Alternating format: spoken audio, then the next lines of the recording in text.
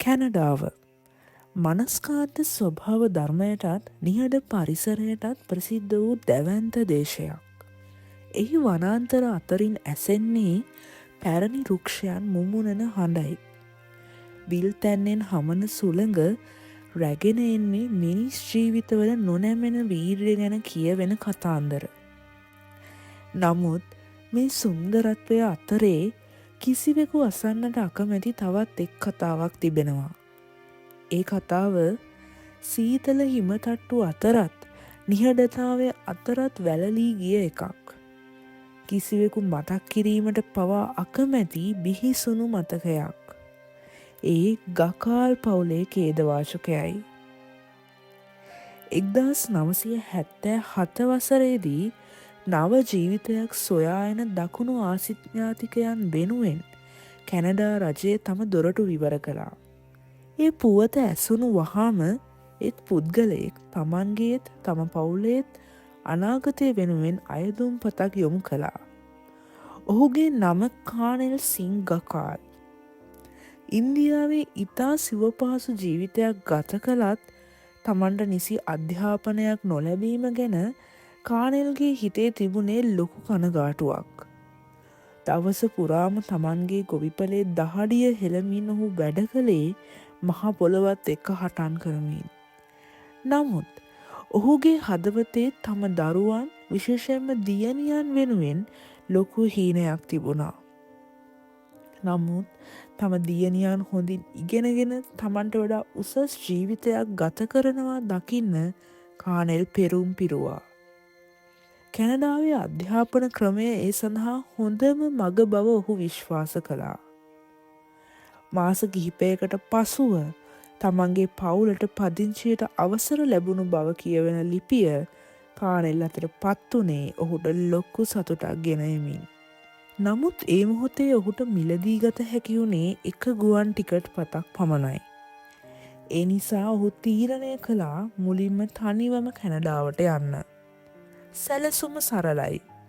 ඔහු මුලින්ම ගොස් රස්සාවක් හොයාගෙන මුදල් ඉතිරි කරගෙන පවුලට අවශ්‍ය පසුබිම සකස් කළ යුතුයි. බ්‍රිටිෂ් කොලම්බියා ප්‍රාන්තයට ගොඩ බසින විට කානෙල්ට හැම දේම අලුත්. දන්නා හඳුන්න පිරිසකගේ උදව්වෙන් ඔහුට වර්නන් කියන කුඩා නගරේ රස්සාවක් ලැබුණා. ඔහුගේ මුල්ම රැකියාව වුණේ පළතුරු වත්තක ඇපල් කැඩීම. ඒ දවස් ඇත්තටම දුෂ්කරයි. කානෙල්ට තමන්ගේ පවුල ගොඩක් මතක් වුණා. හැමදාම උදේට අවදි වුණේ තනිවම. රාත්‍රියට නින්දට ගියේ පවුල ගැන මතක් කරමින්. අධික සීතලත් නුපුරුදු භාෂාවත් ඔහුට ලොකු බාධාවක් වුණා. සමහර වෙලාවට මේ හැම දේම අතෑරලා ආපහු යන්නත් ඔහුට සිතුණා. නමුත් ඔහු අතහැරියේ නැහැ. තමන් මේ ආවේ කා වෙනුවෙන්ද කියන එක ඔහුට නිතරම මතක් වුණා. කානෙල් හරිම මහන්සි වෙලා වැඩ කරන කෙනෙක්.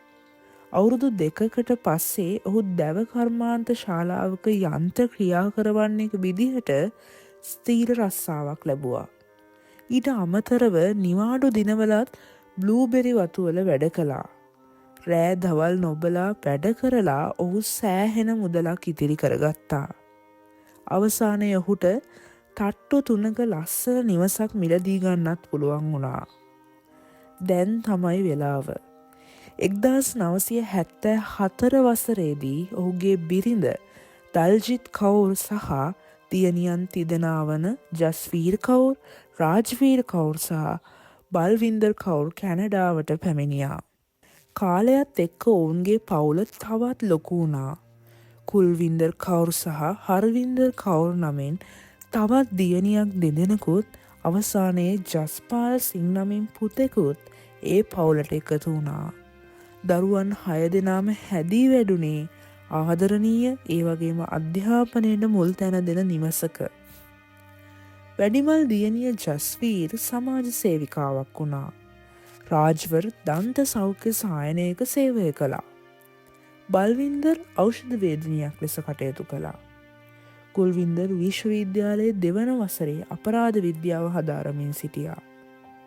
හර්වින්දර් පාසලේ දක්ෂතම සිසුවියක්. ඇය රසායනික ඉංජිනේරුවරියක් වීමේ හීනයක හිටියා. පවුලේ එකම පුතා ජස්පාල් සිටියේ 9 වන වසරේ. කානෙල් තමන්ගේ ජීවිත කාලය පුරාම හෙළපු දහඩියවල ප්‍රතිඵල දැන් පෙනෙන්නට තිබුණා. දරුවන් 6 දෙනාම බලාපොරොත්තු සහගතව තමන්ගේ අනාගතය දෙස බලාගෙන සිටියා. ඉන් පසුව එළඹුණේ වැඩිමල් දියණියන්ට සුදුසු සහකරුවන් හොයා දෙන කාලයක්. කානෙල් සහ දල්ජිත් ඒ වෙනුවෙන් උපරිමයෙන් කැප වුණේ සියල්ල ඉතාම නිබැරදිව සිදුවිය යුතු නිසා. පවුලේ සම්ප්‍රදායන් අකුරටම ඉටු කරන්න කානෙල් වග බලාගත්තා. ඔවුන් මුලින්ම විවාහ කර දුන්නේ වැඩිමල් දියණිය ජස්වීර්ව. ඇය විවාහ වුණේ බල්ජිත් සින් සරන් සමගයි. ඔහුට හැමෝම කතා කළේ රොජර් කියන සුරතල් නාමයෙන්. ජස්වීර් කියන්නේ වසර 9ක් තිස්සේ ගෘහස්ත ප්‍රචණ්ඩත්වයට ගොදුරු වූ කාන්තාවන් වෙනුවෙන් පෙනී සිටි දක්ෂ සමාජ සේවිකාවක්. රොජර් සේවය කළේ මැක්ස්කි බන්ධනාගාරයෙන් නිලධාරයෙකු ලෙසයි. විවාහයෙන් පස්සේ ඔවුන් ඇබට්ස්ෆර්ඩ් නගරයේ පදිංචි වුණා. ඔවුන්ගේ කැදැල්ලට ආදරය අරගෙන දියණියන් 30 දෙනෙක් එකතු වුණා. මුලින්ම නිවුන් දියණියන් වූ ජස්ටින් සහ බ්‍රිට්නි, ඊට අවුරුදු 2කට පස්සේ බාල දියණිය කෝට්නි ඔවුන්ගේ ජීවිතය හරිම සාමකාමීව ගෙවී ගියා. නමුත් 1994 වසරේදී දෙවනි දියණිය වූ රාජ්වර්ගේ විවාහයත් සමග සියල්ල වෙනස් වන්නට පටන් ගත්තා. 26 හැවිරිදි රාජ්වර වෙනුවෙන් තෝරාගත්තේ සමාජයේ පිළිගත් ගෞරවනීය පවුලක තරුණයෙක්. ඔහු 28 හැවිරිදි සුක්වින්දර් විජේ චහල්, එහෙමත් නැතිනම් මාක්. ඔහු වෘත්තියෙන් බරලත් ගණකාධිකාරිවරයෙක්. ඔකනගන් සික් දේවස්ථානයෙන් පැවැත්වුණේ මංගල උත්සවයට 400කට අධික අමුත්තම් පිරිසක් සහභාගී වුණා. මාක් ඒ වන විටත් බර්නබී නගරයේ තමන්ගේම මහල් නිවසක් මිලදීගෙන තිබුණා. රැකියාවෙන් සහ මුදල් අතින් ඔවුන්ට අඩුවක් තිබුණේ නැහැ. නමුත් අප දන්නා පරිදි සතුට මිලදී ගන්නට මුදල් වලට බැහැ. අවාසනාවට ඔවුන්ගේ මංගල රාත්‍රියේදීම මාක් අධික ලෙස මත්පැන් පානය කළා. ඇතිවුණු සුළු බහින්බස්වීමක් අතරතුර ඔහු රාජ්වරට අතුල් පහරක් එල්ල කළා. ඒ ඉදිරියේදී එන්නට නියමිත මහා කුණාටුවක පෙර නිමිත්තක් පමණයි. ඊළඟ මාස කිහිපය තුළ මාක්ගේ හැසිරීම ඉතාමත් රුදුරු වුණා. ඔහු රාජ්වරට පයින් ගැසුවා. අතින් පයින් පහර දුන්නා. පුටුවලින් දමා ගැසුවා. සමහර දිනවලට ඇගේ කකුල් දෙකින් ඇදගෙන කාමර පුරා ඇදගෙන ගියා. ඇගේ මුහුණේ සහ ශරීරයේ තිබුණු තැලීම් සහ සීරීම් සඟවාගෙන ඇය නිහඬව වේදනා වින්දා. මාක් ඇයට ශාරීරිකව පමණක් නොවේ, මානසිකවත් වද දුන්නා. මේ පහරදීම් ගැන කාට හරි කිව්වොත් උඹ මරනවා. ඔහු නිතරම තර්ජනය කළා. ඔහු අතිශය ඊර්ෂ්‍යාකාරී චරිතයක්. රාජ්වර අසල්වැසියන් සමග කතා කරනවට, මිතුරන් ඇසුරු කරනවාට හෝ අවසානයේ නිවසේ දුරකථනයට පිළිතුරු දෙනවාට පවා ඔහු ඉඩ දුන්නේ නැහැ. රාජර් වැනි උගත් කාන්තාවක් මෙවැනි අපායක රැඳී සිටියේ ඇයිදැයි ඔබට සිතෙන්නට පුළුවන්. පිළිතුර සරලයි. ඇය හැදී වැඩුණේ පවුලේ ගෞරවය පනමින් රකින පරිසරයක. දික්කසාදය කියන වචනය පවා ඇයටත් ඇගේ දෙමව්පියන්ටත් ලොකු ලැජ්ජාවක් ලෙස ඇය සිතුවා. නමුත් දවසක් රාජ්වරය සියල්ලටම එරහිව නැගී සිටියා. ඇය කුඩා බෑගයක ඇඳුම් කිහිපයක් දමාගෙන තම වැඩිමල් සොහොයුරිය වූ ජස්වීර් වෙත ගියා. ජස්වීර් වෘත්තියෙන් සමාජ සේවිකාවක් නිසා පීඩාවට පත් කාන්තාවන්ගේ වේදනාව ඇය හොඳින්ම දැනගෙන සිටියා. ඇය රාජ්වර්ට ශක්තියක් වුණා. ඔවුන් දෙදෙනා එක්ව දෙමව්පියන්ට ඇත්ත හෙළි කළා. කානෙල් සහ දල්ජිත් තම දියණිය විඳි දුක අසා හඬා වැටුණත් ඇයව වැරදකලු කළේ නැහැ. ඔවුන් ඇයව ඉතාමත් ආදරයෙන් නැවත නිවසට පිළිගත්තා. 1995 ජනවාරි 5 වෙනිදා රාජ්වර් පොලිසියට ගොස් මාක්ට එරෙහිව පැමිණිල්ලක් කළා. නමුත් පවුලේ ගෞරවය ගැන හිතලා ඇය පොලිසියෙන් ඉල්ලා සිටියේ මාක්ගේ නම ඒ වාර්තාවට ඇතුළත් නොකරන ලෙසයි. කානෙල් සහ දල්ජිත්ට දැන් නින්ද යන්නේ නැහැ. එක පැත්තකින් රාජ්වර්ගේ දික්කසාද නඩුවේ පීඩනය. අනික් පැත්තෙන් තෙවන දියණිය වූ බල්වින්ඩර්ගේ විවාහ කටයුතු. මේ පාර ඔවුන් කලින්ටත් වඩා ප්‍රවේශම් වුණා. ඔවුන් මනාලයා ගැන හැම දේම හොයලා බැලුවා. රජයේ නිලධාරීන්ගෙන් සහ ප්‍රජාවෙන් තොරතුරු තහවුරු කරගත්තා. මනාලයා දුම්රිය දෙපාර්තමේන්තුවේ සේවය කළ ගෞරවනීය පවුලක ඉංජිනේරුවරයෙක්. දෙපිරිසම එකඟ වුණා මේ යුවලට විවාහයට පෙර වසරක කාලයක් ලබා දෙන්න. ඒ ඔවුන්ට එකිනෙකා හඳුනා ගැනීමට ඉඩ ලබා දීම සඳහා. මුළු පවුලම බල්වින්ඩර්ගේ මංගල්‍ය ගැන බලාපොරොත්තු තබාගෙන සිටියා. නමුත් ඒ වන විටත් පසෙක කොන් වී සිටි මාක් චහල්ගේ සිත තුළ ක්‍රෝධය මෝදු වෙමින් තිබුණා. ගකාල් පවුලේ සතුට ඔහුට වස විසමෙන් දැනෙන්නට පටන් ගත්තා. ගකාල් පවුල යළිත් සුපුරුදු ජීවිතයට හුරුවෙන්න උත්සාහ කළත් මාක්ගේ ලෝකය කඩා වැටෙමින් තිබුණා.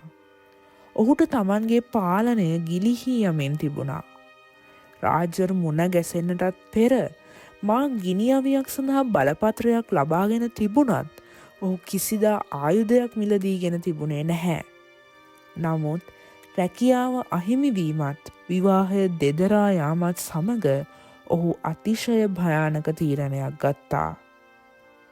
කැනඩාවේ සාමාන්‍ය වැසියන්ට ළඟ තබා ගැනීමට අවසර නැති පොලිසියට හෝ විශේෂ ආරක්ෂක අංශවලට පමණක් සීමා වූ ග්ලොක් වර්ගයේ අර්ධ ස්වයංක්‍රීය පිස්තෝලයක් ඔහු ඇමරිකාවෙන් ගෙන්වා ගත්තා. ඔහු රයිෆල් සමාජයක සාමාජිකයෙකු වූ නිසා කිසිදු බාධාවකින් තොරව එය ඔහුට ලැබුණා. එතන් පටන් ඔහු දිනපතා වෙඩි තැබීමේ පුහුණු මධ්‍යස්ථානයට ගොස් ඉලක්කයට වෙඩි තැබීමට පුරුදු වුණා. රාජ්වර්ගේ සිත තුළ යම් බියක් තිබුණා. ඒ බිය නිවැරදි. මාක් දිගින් දිගටම ඇයට මරණ තර්ජන එල්ල කරමින් දුරකථන ඇමතුම් ලබා දුන්නා. රාජ්වර් නැවතත් පොලිසියට ගොස් පැමිණිල්ලක් කළත් මෙවරත් ඇය ඉල්ලා සිටියේ ඔහුට අවවාද කරන ලෙස මිස ඔහුව අත්අඩංගුවට ගන්නා ලෙස නොවේ. පොලිසිය මාක්ගේ නිවසට ගොස් අවවාද කළත් ඔහු ඒ සියල්ල ප්‍රතික්ෂේප කළා. සාක්ෂි නොමැතිකම නිසා පොලිසිය එම විමර්ශනය එතනින් අතර කළා. නමුත් මේ අවවාදය මාක්ව තවත් කුපිත කරවන්නක් වුණා. ඇය කොහොමද මගේ ගෙදරට පොලිසිය එව්වේ? ඇය මගේ ජීවිතය විනාශ කළා. ඔහු කෝපයෙන් කෑගැසුවා. 1995 අගභාගයේදී ඔහු රහසිගතව දෙවන පිස්තෝලයක් මිලදී ගත්තා. 1996 ජනවාරි මාසයේදී දික්කසාද නඩුව උසාවියට අරගෙන ආවා. නීතිඥ කාර්යාලයේදී රාජ්වර් සහ මාක් මුහුණට මුහුණ හමු වූ ඒ දිනයේදී ඔහු තවත් වැදගත් පුවතක් දැනගත්තා. ඒ බල්වින්ඩර්ගේ විවාහය ජූනි 6 වැනිදාට නියම වී ඇති බවයි. ගකාල් පවුලේ සතුට ඔහුට තවදුරටත් ඉවසා සිටිය නොහැකි වුණා. 1996 අප්‍රේල් 5 වැනිදා ගකාල් පවුලම උද්යෝගයෙන් පසු වුණේ එදින පැවැත්වීමට නියමිත මෙහෙන්දි සාදය නිසා. නිවස පුරා මල් සහ විදුලි බුබුලු වලින් හැඩ කර තිබුණා. කානෙල් සහ දල්ජිත් උදෑසනම දරුවන්ව අවදි කළා. ජස්වීර්ගේ සැමියා වූ රොජර් ඔවුන්ගේ දියණියන් තිදෙනා සහ රොජර්ගේ මව වූ ගුර්මේල් ඇතුළු පිරිස එදින උදෑසන නිවසට පැමිණ සිටියා. උදෑසන 10:30ට පමණ කානෙල් වතුර බාල්දියක් සහ ස්පොන්ජ් එකක් අරගෙන නිවස ඉදිරිපිට තම මෝටර් රථය සෝදන්නට පටන් ගත්තා. ඒ අසලම කොළ පැහැති වෑන් රථයක් නතර වී තියෙන බව ඔහු දුටුවේ නැහැ.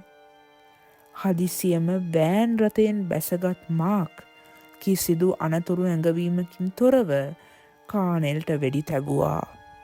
පළමු වෙඩි පහරින්ම කානෙල් තම නිවස ඉදිරි පිට ඇද වැටුණා. මාක් එතනින් අතර වුණේ නැහැ. ඔහු නිවසේ ජනේල දෙසට වෙඩි තැබුවා. වීදුරු බිඳී යන හඬ මුළු පරිසරයම දෙවනත් කළා. මා කෙලින්ම නිවස ඇතුළට ගියා. ඒ වෙලාවේ ජස්වීර් තම දියණියන් සමග රූපවාහිනියෙන් කාටුන් නරඹමින් සිටියා. රාජ්වර් සහ ඇගේ මවද ඒ අසලම සිටියා.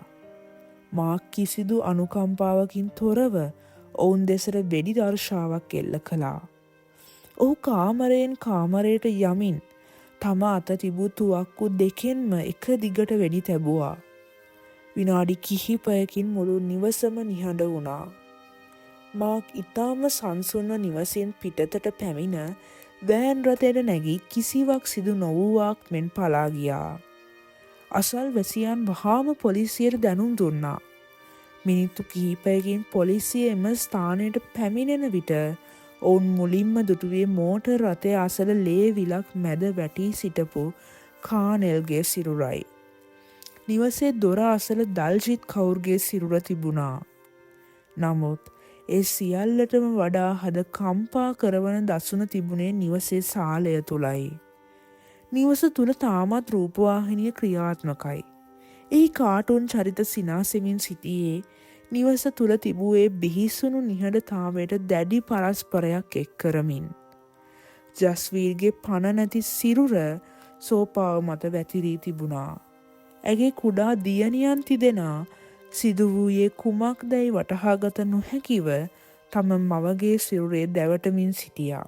නියුන් දියණියන්ගෙන් එක් අයෙකු වූ ජස්ටින්ට වෙඩි පහරවල් දෙකක් වැදී තිබුණත් ඇය තවමත් හුස්ම ගනිමින් සිටියා. අනෙක් දියණියන් දෙදෙනා වූ බ්‍රිට්නි සහ කෝට්නි බියෙන් ගැහැමින් බිම වැතිර සිටියත් ඔවුන්ට තුවාල සිදු වී තිබුණේ නැහැ. ඔවුන්ගේ පියා වූ රොජර් වෙඩි පහරවල් ගණනාවක් වැදී මරණාසන්නව බිම වැටී හිටියා. නමුත් ඔහු තම අවසන් හුස්ම පොද පවා වැය කරමින් තමන් අසලට පැමිණි පොලිස් නිලධාරියාගේ කනට කර එක් නමක් කොඳුරා පැවසුවා. මාක් විජේ චහාල්. ඒ නම මේ මනුෂ්‍ය ඝාතකයා නීතිය ඉදිරියට ගෙන ඒමට ප්‍රබලම සාක්ෂිය වුණා. නිවසේ අනෙක් කාමරවලින් රොජර්ගේ මව වූ ගුරුමේල්ගේ සිරුර හමු වුණා. ඇගේ මුහුණටම වෙඩි තබා තිබුණා. බල්වින්දර්, කුල්වින්දර්, හර්වින්දර් සහ පවුලේ එකම පුතා වූ ජස්පාල් දරුණු ලෙස තුවාල ලබා සිටියත් ඔවුන් සියලු දෙනාම රෝහලට රැගෙන යන්නටත් පෙර මෙලොව හැරගොස් අවසානයි. විනාඩි 4ක් වැනි කෙටි කාලයක් ඇතුළත මාක් චහාල් විසින් මුළු ගකාල් පවුලම අල්දූවිලි කර දැමුවා. පොලිසිය කළ පරීක්ෂණවලදී හිස් වූ පතරම් කොපු 28ක් නිවස පුරා විසිරී තිබී හමු වුණා. ඝාතනයෙන් පසු මාක් නැවතත් තම හෝටල් කාමරයට ගොස් තමන් කළේ දේ ගැන පවුලේ අයගෙන් සමාව ඉල්ලා කෙටි ලිපියක් ලිව්වා. පෙරවරු 11ට පමණ හෝටල් සේවකයන්ට වෙඩි හඬක් ඇසුණ අතර ඔවුන් ගොස් බලන විට මාක් චහාල් තමාටම වෙඩි තබාගෙන මිය ගොස් සිටියා. මුළු පවුලෙන්ම ජීවිතය බේරා ගැනීමට හැකි වුණේ ජස්වීර්ගේ දියණියන් තිදෙනාට සහ ඔවුන්ගේ මිත්තණියට පමණයි. ඊළඟ දිනයේදී ඔකනාගන් සික් දේවස්ථානයේ මංගල උත්සවයක් වෙනුවට පැවැත්වුණේ සමූහ අවමංගල්‍යයක්. මුළු වර්නන් නගරයම ශෝකයෙන් ඇලලී ගියා. විවෘත කරන ලද මිනි පෙට්ටි පෙළගස්වා තිබූ ඒ දසුන දරාගත නොහැකි තරම් වේදනාකාරී වුණා. මේ ඛේදවාචකය මිනිස් ක්‍රෝධයේ තිබෙන බිහිසුණු බව අපට මතක් කර දෙනවා. එක වැරදි තීරණයක්, එක නිහඬව සිටීමක් මුළු පවුලක්ම ලෝක සිතියමින් මකා දමන්නට සමත් වුණා. තවත් කිසිදු පවුලකට මෙවැනි ඉරණමක් අත් නොවේවා යන්න අපගේ පැතුමයි. මේ කතාව ගැන ඔබගේ අදහස් පහලින් කමෙන්ට් කරන්න. මෙවැනි තවත් සත්‍ය කතාන්දර නැරඹීම සඳහා අපගේ channel එක subscribe කර bell icon එක click කරන්න.